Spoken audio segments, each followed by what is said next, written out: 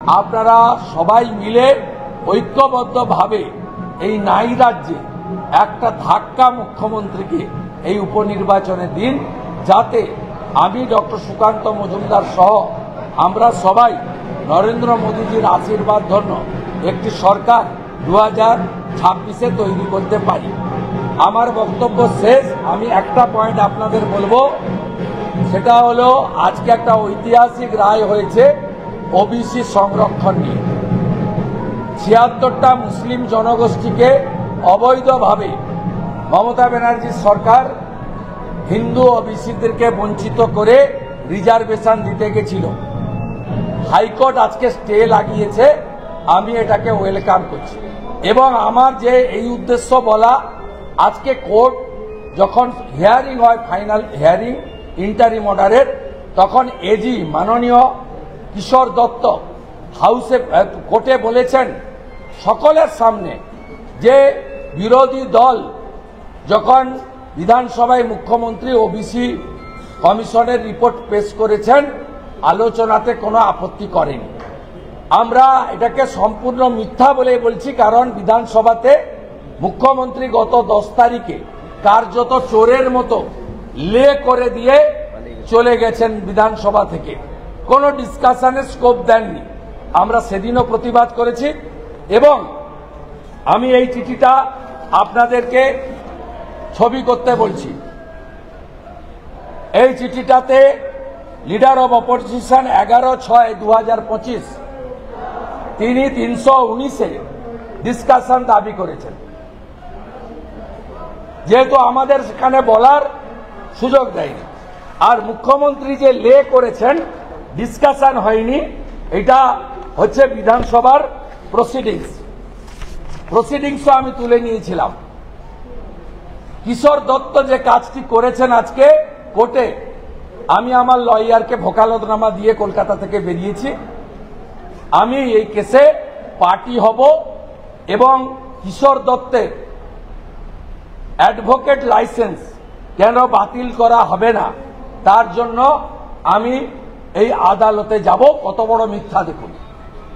This is the proceedings of the assembly 10 June 2025 আর এটা হচ্ছে 319-এ আমার লেটার।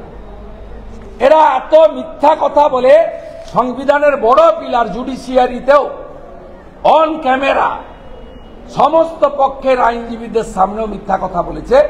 এদের ছাড়া হবে না। আজকে খুশির দিন। আগামীকাল অ্যাসেম্বলিতে লাঞ্চের সময় বিজেপি বিধায়করা কালকে লাড্ডু বিতরণ করে উৎসব পালন করবে।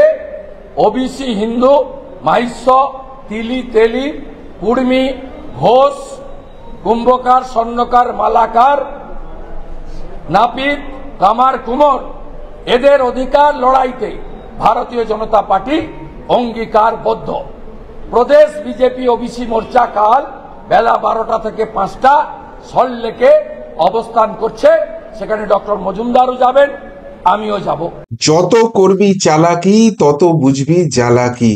একটা সরকার তারা শুধু মিথ্যাচার, শুধুমাত্র ঢপবাজি এবং একটা বিশেষ জাতি গোষ্ঠীকে তোষণের রাজনীতি করলে যে যে অসুবিধার সম্মুখীন হতে পারে, যে যে ঘটনা তাদের সঙ্গে ঘটতে পারে, আজকে আদালতের একটি রায়ে সেই সমস্ত কিছুই হলো। এবং সত্যি সত্যি বলা যেতে পারে যে আজকে মমতার মাথায় সত্যি সত্যি বাজ পড়লো এবং সেটা মহামান্য কলকাতা হাইকোর্টের সৌজন্যে হলো। শুনলেন প্রথমেই মাননীয় বিরোধী দলনেতা শুভেন্দু অধিকারীর বক্তব্য। আমি মূল প্রসঙ্গে যাওয়ার আগে একটা বিষয় আপনাদের অবশ্যই দেখাতে চাই। সেটা হচ্ছে যে কালীগঞ্জে উপনির্বাচন আছে আপনারা জানেন, এবং সেখানে যেহেতু 43% হিন্দু এবং 57% সংখ্যালঘু সম্প্রদায়ের ভোট রয়েছে, সুতরাং সেখানে বিজেপি জেতার আশাটা একটু কমই, যদিও সকলেই নির্বাচনে জেতার জন্য ঝাঁপায়। কিন্তু আজকে যখন এই সাংবাদিক বৈঠক হচ্ছে, সেখানে দেখুন মাঝখানে প্রার্থী, একদিকে শুভেন্দু অধিকারী মাননীয় বিরোধী দলনেতা, এবং একদিকে ডক্টর সুকান্ত মজুমদার মাননীয় বিজেপির রাজ্য সভাপতি এবং কেন্দ্রীয় প্রতিমন্ত্রী। একটা ইউনাইটেড বিজেপির ছবি কিন্তু দেখা যাচ্ছে, যেটা প্রায়শই কিছুদিন আগে অবধি একটা অভিযোগ উঠতো যারা চাইতেন বিজেপি ক্ষমতায় আসুক, যে বিজেপির মধ্যে সেই ইউনিটিটাই তো নেই, নিজেদের মধ্যেই এত কোথাও গিয়ে একটা যেন কোন দলের ছবি দেখা যাচ্ছে, একে অপরের বিরুদ্ধে একটা গোষ্ঠীদ্বন্দ্বের ছবি উঠে আসছে। এই অবস্থায় সত্যিই কি এরা তৃণমূলকে হারাতে পারবে? আর সত্যি আজকে যে ছবিটা দেখা গেল, এই ছবিটা যদি 2026-এর বিধানসভা অব্দি বিজেপি ধরে নিয়ে রাখতে পারে, তাহলে তাহলে নিশ্চিতভাবে তারা টক্কর দেবে। যাই হোক, আজকে যে যে বিষয়টা হলো সেটা হচ্ছে ওবিসি সংক্রান্ত যে মামলা ছিল, সেই মামলার আজকে রায়দান হয়েছে। এই রায়টা স্থগিত ছিল আপনারা জানেন, এবং আজকে সেই রায়দান হয়েছে। এবং সেখানে মমতা বন্দ্যোপাধ্যায়ের সরকার যে কারচুপি করছে, যে যে ঢপবাজি করছে, যেটা করছে সেটা আইন বিরুদ্ধ, সংবিধান বিরুদ্ধ, সেটা কিন্তু আদালত স্পষ্ট করে দিয়েছে। ফলে ওবিসি সংরক্ষণ নিয়ে নবান্নের যে চাল ছিল, মমতার যে চাল ছিল, সেটা একদম বিষবাহ জলে চলে গেছে, গঙ্গার জলে ভাসিয়ে দিয়েছে মহামান্য কলকাতা হাইকোর্ট। সেখানে পরিষ্কারভাবে আজকে মহামান্য বিচারপতি রাজাশেখর মান্তার ডিভিশন বেঞ্চের হিয়ারিং ছিল। সেখানে মহামান্য বিচারপতিরা জানতে চেয়েছেন যে আপনারা ক্ষমতায় আসার পর ওবিসি নিয়ে একটা আইন তৈরি করেছিলেন 2012 সালে, সেখান থেকে আপডেটটা নিয়েছেন, আবার আপনাদের স্বার্থ সংরক্ষিত করার জন্য সেই পিছিয়ে চলে গেছেন 1993 সালে। এরকম কেন ঘটনা আপনারা ঘটিয়েছেন? যে আইনটা আপনারা 2012 সালে করেছিলেন, সেটা যথাযথ আইন হয়নি, সেইটা কলকাতা হাইকোর্টে খারিজ হয়ে গেছে, সুপ্রিম কোর্টে সেই রায় পেন্ডিং আছে। সুতরাং সেইটাকেই তো আপনারা মডিফিকেশন করতে পারতেন। আপনারা যেখানে বুঝে গেছে যে মহামান্য আদালত বুঝছে এটা আপনারা অন্যায় করছেন, তাহলে সেটার মডিফিকেশন না করে এইভাবে আপনারা ঘুরপথে করছেন কেন? আসলে ঘুরপথে করতে যাওয়ার মেন কারণটা যেটা ছিল, সেটা হচ্ছে যে যে করেই হোক সংখ্যালঘুকে তোষণ করতে হবে। দেখুন, আমাদের সংবিধান কোনো সময় এই স্বীকৃতি দেয় না যে কোনো সরকার ধর্মের বিশেষে কিছু করতে পারে, এবং সেই জায়গা থেকেই আটকে যাচ্ছিলেন মমতা। আর সেইটাকে বাইপাস করার জন্য ব্যাক ডোর দিয়ে এই ওবিসি সংরক্ষণের নামে সেই তুষ্টিকরণের রাজনীতি করতে যাচ্ছিলেন, যে কারণে একবার কলকাতা হাইকোর্টে ধাক্কা খেয়েছেন, সুপ্রিম কোর্টেও ধাক্কা খাবেন, কেননা সেখানে রায় সংরক্ষিত আছে। সেখানে সরকারের তরফ থেকে গিয়ে বলা হয়েছে, রাজ্য সরকারের তরফ থেকে গিয়ে বলা হয়েছে যে ভাই আমাদের একবার সুযোগ দাও, আমরা এটাকে মডিফাই করতে চাইছি। অর্থাৎ তারা যে আইনটা করেছিল সেই নবান্ন প্রশাসনও বুঝে গেছে যে সেটার মধ্যে কারচুপি রয়েছে, ফলে সেই সমস্ত কিছু আটকে গেছে। আচ্ছা, এ তো গেল মামলার কথা, কিন্তু মাথায় বাজ করার যখন কথা বলছি, কি কি হচ্ছে। নাম্বার ওয়ান, যেটা শুভেন্দু অধিকারী মাননীয় বিরোধী দলনেতা বলেন, সেই জায়গাটা এখানে সরকারের হয়ে যারা মামলা লড়তে আসে, তারা যে কত বড় মিথ্যাচার করে, সেইটা আজকে শুভেন্দু অধিকারী সামনে নিয়ে এসেছেন। রাজ্যের অ্যাডভোকেট জেনারেল একটা পদে রয়েছেন, একটা একটা তার নিজস্ব কোনো রকম কোনো কিছু নেই, সেখানে এরকম নির্জলা মিথ্যা কথা বলে যাচ্ছেন আদালতে দাঁড়িয়ে। বিরোধী পক্ষ রয়েছে, তার তার লাইভ স্ট্রিমিং হচ্ছে, সবকিছু সত্ত্বেও কোনো রকম কোনো ব্যাপার নেই। আসলে বললাম তো, সরকারটাই তো মিথ্যাচার হয়ে গেছে না? মিথ্যাচারের উপর বেশ করে যারা চলে, বাঁচতে গিয়ে তারা আরো মিথ্যা কথা বলে, আর সেই জায়গাটাই আজকে সামনে এসে গেছে। কিন্তু মহামান্য বিচারকদের সামনে এই কথা বলা, সেটা অন রেকর্ড হয়ে গেছে, আর তাই মাননীয় বিরোধী দলনেতা সেই জায়গাটাই ধরেছেন। এবার যদি সত্যি সত্যিই এই মামলাটা গৃহীত হয় এবং সেখানে শুভেন্দু অধিকারী পার্টি হন, যেটা হওয়ার সম্ভাবনা রয়েছে, না হওয়ার তো কোনো কারণ আমি দেখছি না। কেননা একটা মামলায় যিনি উপস্থিত নেই, তাকে টেনে আপনি একটা কথা বলছেন এবং তার নামে মিথ্যাচার করছেন, এটা কখনোই হতে পারে না। সুতরাং আদালত নিশ্চিতভাবে তাকেও সুযোগ দেবেন বক্তব্য রাখার, এবং সেই বক্তব্য রাখার সুযোগ দিলে শুভেন্দু অধিকারী আজকেই ডকুমেন্টস দেখিয়ে দিয়েছেন আদালতের সামনেও, মহামান্য আদালতের সামনেও সেই ডকুমেন্টস গুলোই রাখবেন। সেখান থেকে প্রমাণিত হয়ে যাবে রাজ্যের অন রেকর্ড অ্যাডভোকেট জেনারেল মিথ্যাচার করছে, নির্জলা মিথ্যা কথা বলছে। আর সুতরাং সেই জায়গা থেকে তার অ্যাডভোকেটের লাইসেন্স খারিজ করার জন্য আবেদন রাখবেন শুভেন্দু অধিকারী। আর এটা হবে কি হবে না সে তো মহামান্য আদালতের উপর ডিপেন্ড করছে, কিন্তু সত্যি সত্যি এটা যদি হয়ে যায়, তাহলে তাহলে রাজ্য সরকারটা ঠিক কোথায় দাঁড়িয়ে থাকবে? এরপরে যে মামলা লড়তে যাবে রাজ্য সরকার, সেটা কলকাতা হাইকোর্ট হোক, সেটা সুপ্রিম কোর্ট হোক, যারাই বিপক্ষ থাকবেন তারাই একটা কথাই বলবেন যে এরা তো এই ধরনের মিথ্যাচার করে, যে কারণে এদের রাজ্যের অ্যাডভোকেট জেনারেলের লাইসেন্স অব্দি ক্যান্সেল হয়ে গেছে, এদের কথা কি শোনা হবে? ঠিক এই একটা যুক্তিতেই কিন্তু প্রত্যেক জায়গায় মার খেতে শুরু করবে। এটা গেল 1 নম্বর ধাক্কা। 2 নম্বর যে ধাক্কার জায়গাটা, সেটা হচ্ছে এই যে ওবিসি সংরক্ষণ আটকে গেল, ফলে এই এইচএস এ ভর্তি, কলেজে ভর্তি, বিশ্ববিদ্যালয়ে ভর্তি, এই যে সমস্ত ভর্তি প্রক্রিয়া রয়েছে না, সেগুলোও কিন্তু বিষমাও জলে চলে গেল এবার। ফলে রাজ্যের লক্ষ লক্ষ ছেলে মেয়ে, তাদের ভবিষ্যৎ কিন্তু এই মমতা বন্দ্যোপাধ্যায়ের নেতৃত্বে, তার অনুপ্রেরণায় এই রাজ্য সরকার বিষমাও জলে ফেলে দিল। তাদের ভবিষ্যৎ অন্ধকার করে দিল। এবার এই রাজ্য যদি ভাতা ভিক্ষায় ফুলে থাকে তাহলে আর কিছু বলার নেই, কিন্তু এই এত বড় ঘটনা ঘটে যাওয়ার পর গোটা রাজ্য জুড়ে তার একটা ইম্প্যাক্ট হবে না?